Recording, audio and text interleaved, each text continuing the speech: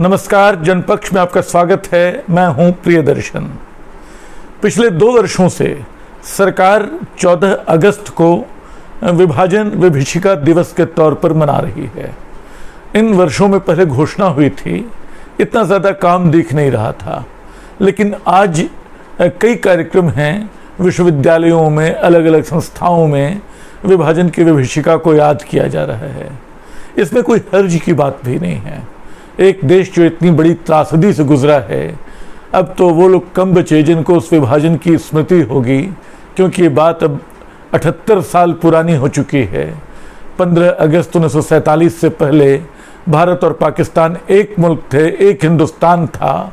अंग्रेज़ों ने एकारी चलाई, नफरत की, सियासत की, सांप्रदायिकता की मिली-जुली यारी, और हम सब बढ़ते कटते चले गए। क्या आपको अंदाज़ा है कि इस त्रासदी में कुछ ही महीनों में कितने लोग मारे गए थे? आंकड़े बताते हैं 16 लाख से 20 लाख लोग। मतलब कई देशों की आबादी इतनी नहीं होती है। हम कई शहर, बड़े बड़े शहर इतने बड़े नहीं होते हैं। 20 लाख की आबादी जो होती है वो साफ कर दी गई 1947 में, और वो भयावह ब्यौरे हैं जो हमें साहित्य में, सिनेमा में, आर्काइव में मिलते हैं। लाशों से भरकर आती ट्रेनें, लाशों से भरकर जाती ट्रेनें, जैसे एक उन्माद, एक जुनून सबके सिरों पे तारी था। सब राक्षस हो गए थे। लेकिन वो क्यों हुए थे राक्षस? और भारत विभाजन की विभीषिका जो है उसकी तारीख 14 अगस्त को ही क्यों? इसके पहले 14 अगस्त जो है, फिर याद दिला दूं एक बार, कि पाकिस्तान इस दिन अपनी आज़ादी का जश्न मनाता है। यानी 15 अगस्त को हिंदुस्तान और 14 अगस्त को पाकिस्तान, 2 देश जो एक दूसरे के साथ थे, अपनी अपनी आज़ादी का जश्न मना रहे हैं। लेकिन हकीकत क्या है? उसके पीछे उस जश्न के अलावा इतने ज़ख्म मिले, उनको हम भूल कैसे सकते हैं? उनको तो याद करना होगा।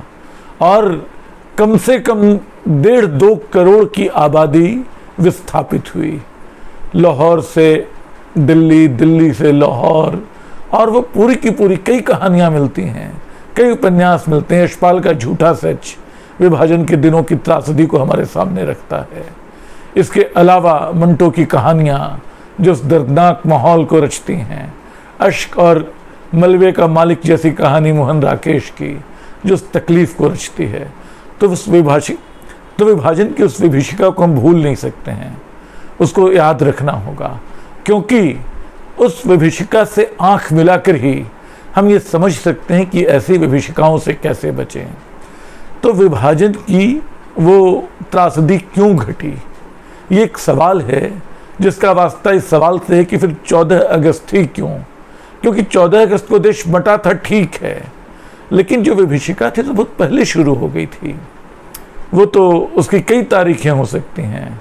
1946 में जिन्ना ने डायरेक्ट एक्शन का जो प्लान दिया था, वो एक ख़तरनाक दिन था। मुश्किल ये है उस दिन की कि उससे दोनों ओर की सांप्रदायिकता का पता नहीं चलता है जो उफान मार रही थी। और एक और गलतफहमी है जिसको दूर करने की ज़रूरत है कि पाकिस्तान, अलग पाकिस्तान का विचार सिर्फ मुस्लिम नेताओं का था। ऐसा नहीं कि सिर्फ इकबाल या रहमत खान या दूसरे लोग इसके बारे में सोच रहे थे कि पाकिस्तान को मजहब के नाम पे एक अलग मुल्क हो जाना चाहिए। इस बंटवारे के पक्ष में बहुत सारे वो नेता थे जो अपने आप को राष्ट्रवादी मानते थे और थे जिन्होंने देश की आज़ादी के लिए जान दी। लाला लाजपत राय, जिन्होंने कहा था कि उनके शरीर पर पड़ी एक एक लाठी अंग्रेज़ों की हुकूमत के ताबूत में एक एक कील साबित होगी।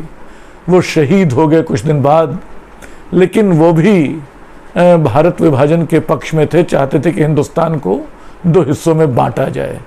यही बात भाई परमानंद, जो जाति पाति तोड़ने के पक्ष में थे, बड़े समाज सुधारक थे, उनको भी लगता था। तो ऐसे और भी लोग हैं जो मानते थे कि भारत और पाकिस्तान, मतलब हिंदुस्तान 2 धर्मों वाला एक नहीं रह सकता। लेकिन उस दौर में गांधी हुए, उन्होंने कहा कि हम एक नई संस्कृति का निर्माण करेंगे, हिंदू मुस्लिम एकता का बीज दिया।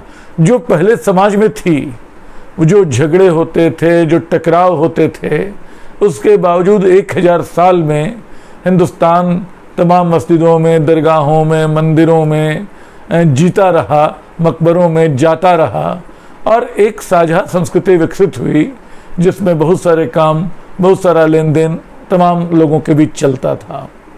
विभाजन की राजनीति जो चली वो बहुत भयावह थी। उस राजनीति के समानांतर गांधी खड़े थे, जिन्होंने पाकिस्तान को तो अलग कर दिया, होने दिया, लेकिन भारत का मर्म बचाए रखा। उन्होंने कहा कि भारत जो है उसके भीतर किसी एक धर्म के प्रति उपहास या अवहेलना का भाव नहीं होगा। तो क्या 14 अगस्त की तारीख विभाजन की विभीषिका की तारीख हो सकती है? विभाजन के कौन कौन जिम्मेदार थे? एक किताब लोहिया ने लिखी है, डॉक्टर राम मनोहर लोहिया ने, भारत विभाजन के 8 गुनहगार। उसमें अंग्रेज़ों को तो मानते ही हैं, वो कांग्रेस की ढिलाई को भी एक वजह मानते हैं, लेकिन सबसे ज़्यादा उनका जोर, या सबसे ज़्यादा नहीं तो एक बड़ी वजह, वो हिंदू मानस के अहंकार को मानते हैं। तो कहीं न कहीं मन बंट रहे थे, कहीं न कहीं दिलों को तोड़ा जा रहा था, इसलिए देश टूट गया। और उस देश को जोड़ने की तारीख जो थी वो हमारे हाथ से छूटती चली गई। ये गांधी का सपना था कि हम देश को फिर से जोड़ेंगे।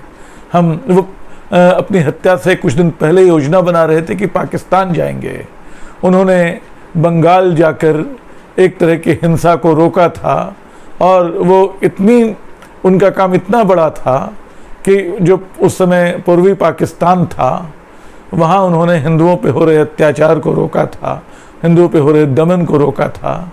कलकत्ता में उन्होंने सुहरावर्दी के साथ रात गुजारी थी, और तब अंग्रेज़ों ने कहा था, माउंटबेटन ने कहा था कि पश्चिमी हिंदुस्तान में जो काम हमारी 55,000 की सेनाएं नहीं कर पाईं, वो अकेले महात्मा गांधी ने पूर्वी हिंदुस्तान में कर दिखाया। तो गांधी इस काम में लगे हुए थे। विभाजन की विभीषिका को न वो भूल सकते थे, न हम भूल सकते हैं। हमें लेकिन देखना होगा कि ये विभाजन जिन वजहों से हुआ, उन वजहों को हम टाल सकते हैं या नहीं।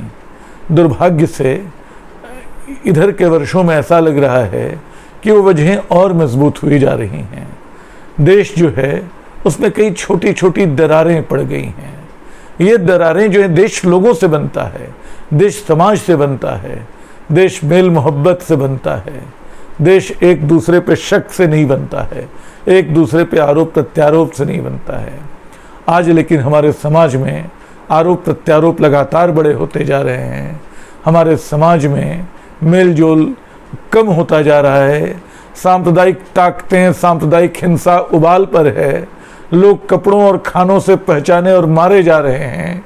एक तरफ धर्म पूछ के जान लेने वाले आतंकी हैं, तो दूसरी तरफ धर्म पूछ के मदद करने वाले कुछ दूसरे संगठन भी हैं। इन सारी चीज़ों से हिंदुस्तान को निपटना होगा, और याद रखना होगा कि भारत के विभाजन की असली विभीषिका कहाँ से शुरू हुई थी, कौन लोग उसके जिम्मेदार थे, उसका कोई एक तरफा पाठ संभव नहीं है। उसमें हम सबको अपने अपने गुनाह कबूल करने होंगे, तब इस भारत विभाजन की त्रासदी का मर्म खुलेगा, तब हम विभाजन विभीषिका दिवस ठीक से मना पाएंगे। लेकिन अगर इस दिन को जख्मों को कुरेदना का जरिया बनाया जाता है, अगर इस दिन को किसी एक समुदाय को किनारे करने का जरिया बनाया जाता है, तो इससे बड़ी दुर्भाग्यपूर्ण बात कोई दूसरी नहीं होगी। इसका भी हमें ख्याल रखना चाहिए। धन्यवाद।